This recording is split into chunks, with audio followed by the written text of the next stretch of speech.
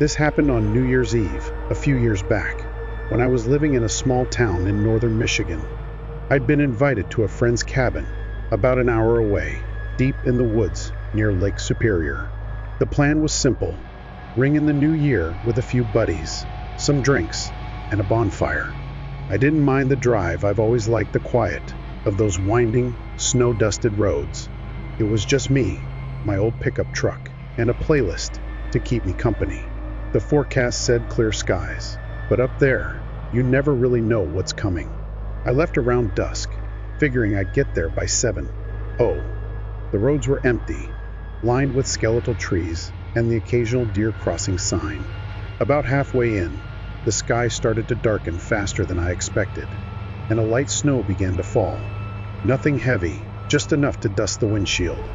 I turned up the heat and kept going, the hum of the engine blending with the music. That's when I saw it, a faint glow off to the right, flickering through the trees. It wasn't a house or a car. It looked like a fire, small but steady. I slowed down, curious. This wasn't a well-traveled route, and I hadn't seen another soul for miles. Against my better judgment, I pulled over onto a narrow shoulder, the truck crunching over frozen gravel. I grabbed my flashlight and stepped out, the cold biting at my face.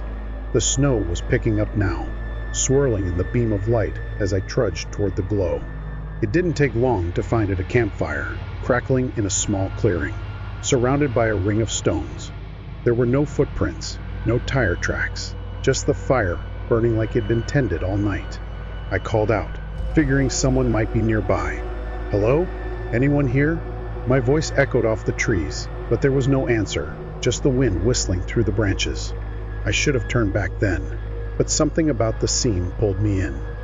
I stepped closer, scanning the woods. That's when I noticed the bag, a worn duffel, half buried in the snow next to the fire. It wasn't zipped shut, and I could see something sticking out, glinting in the flames. I crouched down and nudged it open with my boot. Inside was a hunting knife, its blade stained dark, and a coil of rope. My stomach twisted. This wasn't some camper's gear. This felt wrong.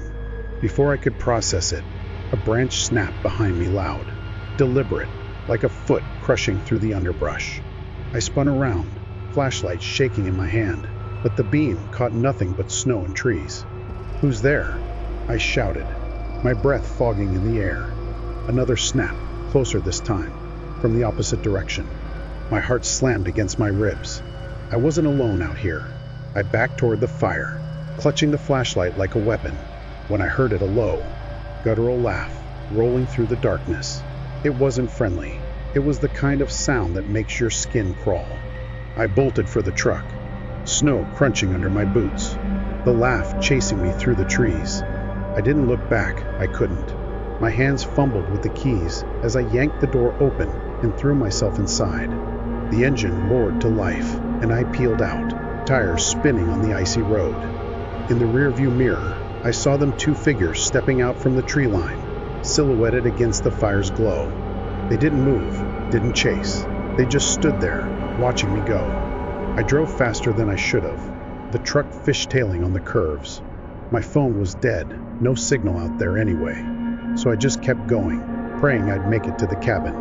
About 10 minutes later, I saw headlights ahead, coming my way. Relief hit me like a wave. It was a beat-up Jeep, slowing as it approached. I flagged it down, rolling my window down as an older guy leaned out. He had a thick beard and tired eyes. "You okay, kid?" he asked, his voice rough but calm. I told him what happened, the fire, the bag, the figures. His face hardened, and he glanced back down the road. "You're lucky you got out," he said. "Folks go missing around here this time of year. No one knows why, but they always find campfires like that, empty but burning." He offered to follow me to the cabin, and I didn't argue. The whole way there, I kept checking my mirrors, half expecting those figures to step onto the road. We made it to my friend's place, and I tried to shake it off, but I couldn't. The bonfire that night didn't feel warm. It felt like a warning. Later, I heard from a local that the woods up there have stories, old ones, about people who vanish on New Year's Eve.